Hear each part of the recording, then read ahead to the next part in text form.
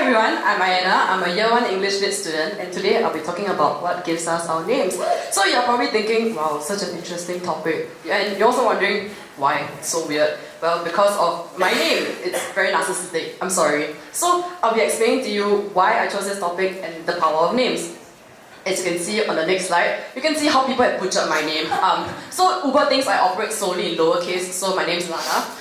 My eyebrow turning place thought my name was Laura. Great. And look at that disaster from someone who tried to spell my name. Like, wow, I'm Ianna. Thanks everyone. So every time someone calls me by a different name or spells it wrongly, I think like, am I a different person? Do I take on different characteristics whenever someone calls me by a different name? So I just turn up like this bird, and it feels really bad to correct people for their pronunciation and how they spell my name. So that's what sort of led me to, talk about this. Yeah. So being an English Lit student, I think it's appropriate I give an example from an English Lit text that I studied in JC. So this is a play that I did. It's called Death and the King's Horseman, and our main character is Ellison Oga.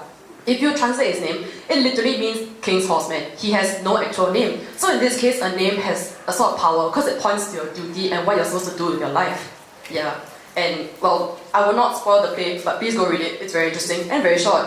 And so this probably leads me to what I'm going to talk about for the rest of my 6 minutes. I'll be talking about the meaning of names, how they point to identity, and the power of names. And in this presentation, I'll be posing a lot of questions for everyone to think about. I might not be giving you the answers explicitly, but yeah, it's something for everyone to think about.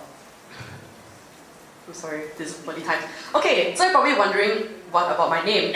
My English name, Ianna, means God is forgiving, and my Chinese name, Qingying, means celebrate abundance and fullness. So it's very weird. I don't really go by my Chinese name, but neither do I really fulfill my English name.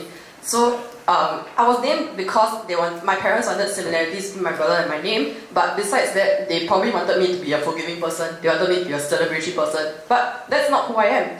Is this really me? Do I let the meanings of my name define how I live my life and how I should live my life? Should I preach the message to be forgiving? Should I preach the message to be celebratory? Who knows? It's up to me, isn't it? And also, I have a Chinese name, and that makes me Chinese. Does it? Well, the only people who use my Chinese names nowadays are my grandmothers. Does it make me less of a Chinese person because I have a Chinese name that isn't used? And should I just have it there, or is it a token thing to remind me that I'm Chinese? Yes, I'm sorry for the terrible shading of my IC, but yes, it's me. So, you're probably thinking, well, does a unique name make me a unique person? Answers on the board, everybody. So, I think that having a special name doesn't give you any special intrinsic values. In fact, there's been studies where people are given special names or more unique ones that stand out from the crowd, and they end up being more prone to being juveniles and to committing crimes. So, isn't that great news for me? And what about common names? You probably know someone with their name on this screen. Does having a common name make you less of a special person? Well, I don't think so. I think everyone would like to be remembered by their traits rather than just a few letters in the alphabet that makes up their names. They can be a good starting point, but not the be-all, end-all. Yes. So yes, feel free to gander. And also brings me to the Chinese name point that I raised earlier. This means just this 名字, which is name in Chinese. We also complain a lot that we have friends with Chinese names like, I know, cannot remember this name. Everyone is so common.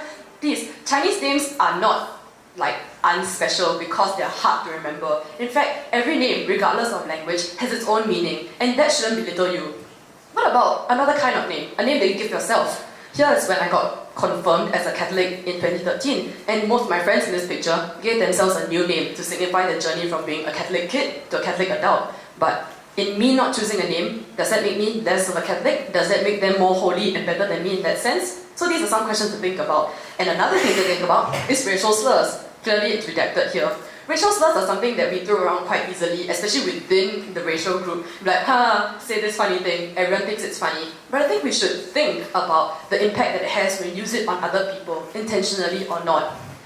Yeah, so they do have a lot of power, and not everyone likes to be called by what they are called. So in this case, someone will find it very rude. And external prescriptors need not be what defines us. We also don't really like to be associated with the negative stereotype of our specific race or maybe a certain culture. So we should be considerate about what we call other people, whether it's something in passing, because we don't want sad react only,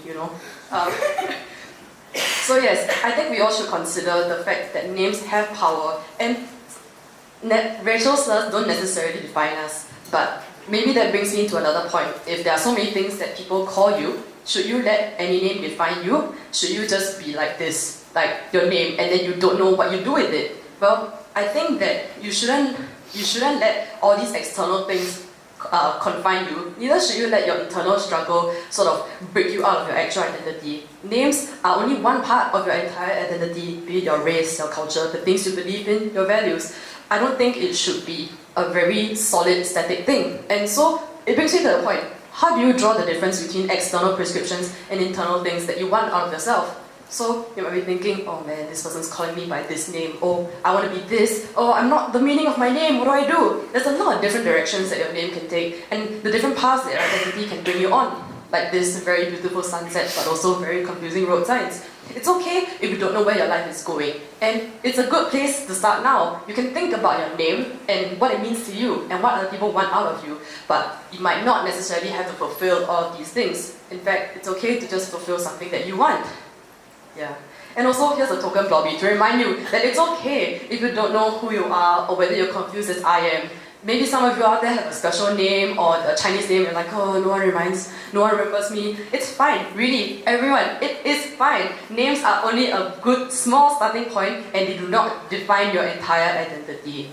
Yes, so TLDR, in case anyone hasn't been listening for the past 6 minutes, names can be pretty cool, and remember, special names doesn't mean special person. And also, names have a lot of power, but we are who gets to decide what power it takes on us. And maybe we are what gives us our names. Thanks everybody.